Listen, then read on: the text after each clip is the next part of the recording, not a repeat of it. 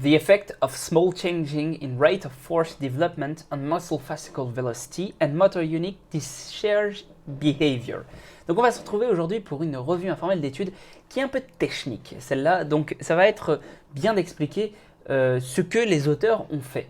Donc ils ont pris des gens, voilà, ils les ont mis dans une position en gros allongée, d'accord, avec une box en dessous d'eux qui s'arrête au niveau de la hanche, d'accord. Donc ils avaient la box qui était, ils étaient allongés avec finalement leur buste et leur tête et leurs membres supérieurs sur la box. Et ensuite, derrière, ils avaient leur hanche qui avait un angle, enfin leur cuisse du coup, qui était dans le vide et qui avait une espèce d'angle, enfin c'était pas totalement à 90 degrés, d'accord, c'était à peu près à 120 degrés, voilà. À 120 degrés, c'est pas vrai, c'était pas à 120 degrés, c'était plutôt 45 degrés. Et en fait, derrière, il y avait un angle à 120 degrés entre la cuisse et la jambe, d'accord. Entre la cuisse et la jambe, il y avait un angle, comme ça. Alors, cuisse et tibia, en fait, jambe, ça veut dire tibia, enfin, voilà, comme ça que vous saurez. Et du coup, ils leur ont fait faire ils ont placé leurs pieds, c'est un peu compliqué à expliquer encore une fois, ils ont placé leurs pieds attachés à quelque chose, ok, et ils ont fait faire des contractions isométriques, d'accord, donc des contractions sans mouvement du mollet, des gastrocnémiens, des jumeaux, voilà. Et ils ont mesuré à la fois le déplacement et l'activation de certaines unités motrices. Ils ont réussi du coup à vraiment identifier certaines unités motrices et vraiment faire en sorte de quantifier les déplacements de différents tissus dedans, donc le muscle par rapport au tendon surtout. Et voici en fait pourquoi ils ont fait ça, parce que ça peut sembler un peu être abstrait. Pourquoi est-ce qu'ils ont fait ça? Eh bien parce qu'en fait, ce qu'on a remarqué, c'est que y a un truc qui s'appelle le taux de développement de la force. D'accord. Et le taux de développement de la force, c'est que c'est la vitesse à laquelle tu vas réussir à développer de la force. C'est-à-dire que si jamais tu développes ta force, donc si jamais tu fais en sorte d'avoir une montée de force, c'est-à-dire de développer de la force, je ne sais pas comment t'expliquer ça, pouvoir exercer ta force voilà, maximale c'est même pas forcément d'ailleurs maximale, hein, c'est juste... en gros, c'est la pente qui amène à ta force maximale. Si jamais tu réussis à faire en sorte que ta force maximale, tu l'atteignes très vite, ta pente, elle va être très raide. Et si jamais tu l'atteins plutôt lentement, ta pente, elle va être moins raide.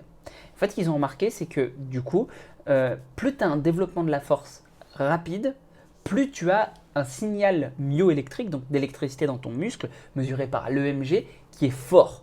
D'accord? Mais vraiment beaucoup plus fort. Et ils se sont posé la question de savoir pourquoi. Et une des choses qui était mise en cause, c'était que le raccourcissement, en fait, qui était mise en cause, une hypothèse, c'est le raccourcissement d'un muscle, eh bien, ça va faire en sorte de te mettre, de ne pas favoriser la force que tu peux développer. C'est-à-dire que plus un muscle va se raccourcir vite, d'accord, moins il pourra développer de force, selon la relation force-vélocité. D'accord. Et donc, si jamais on arrivait à montrer que que dans une contraction même isométrique, parce que souvent le taux de développement de la force il est mesuré en isométrique, eh bien le muscle se raccourcit bien et que ça correspond bien à une augmentation de l'activité électrique, alors ça va vers cette hypothèse-là. Et c'est ce qui se passe en pratique, c'est ce qui se passe. Et du coup là je vais relire mes notes.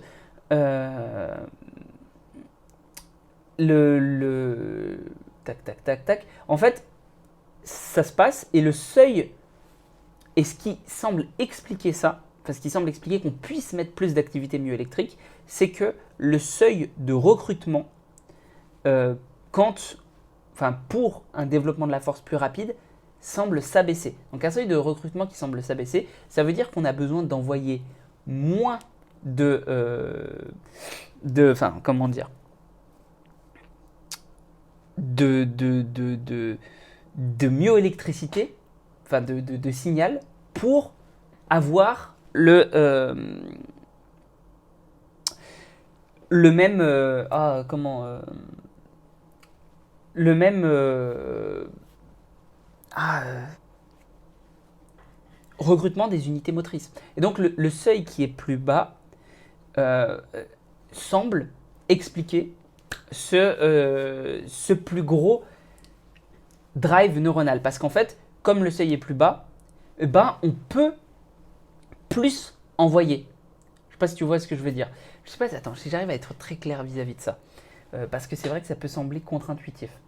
Attends, je vais essayer de mieux le formuler. Dire que,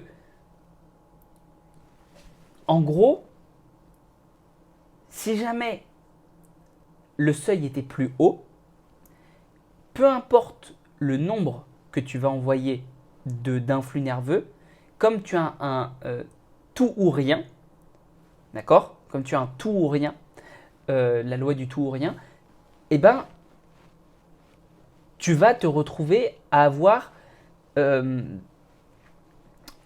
comment dire, moins d'unités motrices qui vont être activées en fin de compte. Alors que plus le seuil s'abaisse, plus tu auras d'unités motrices qui vont s'activer et s'activer potentiellement pendant longtemps parce que eh ben, tu vas avoir pour le même taux d'influx qui est envoyé, plus de myoélectricité puisque ton tout ou rien va être abaissé.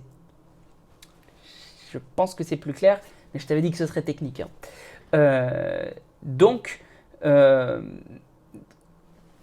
encore une fois, ce qu'on peut en retirer, c'est que comme ça a fonctionné ici en conditions isométriques, eh bien l'isométrie, ça fait bien bouger les muscles. D'accord? Même si l'unité tendon-muscle reste inchangée. Même si en tout, avec ton tendon et ton muscle, eh bien ça ne bouge pas, le muscle se contracte et du coup le tendon s'allonge. Et ça, c'est comment dire, ça corrobore ce que je dis depuis un moment. Enfin, c'était déjà connu, hein, ils n'ont pas réinventé la roue là, hein, c'était déjà un peu connu, que la pliométrie et l'isométrie sont des choses très proches. Et ça, j'ai fait plein de revues informelles d'études où je donne mon avis dessus. Et donc sur ce, prends soin de toi et on se retrouve pour une prochaine vidéo.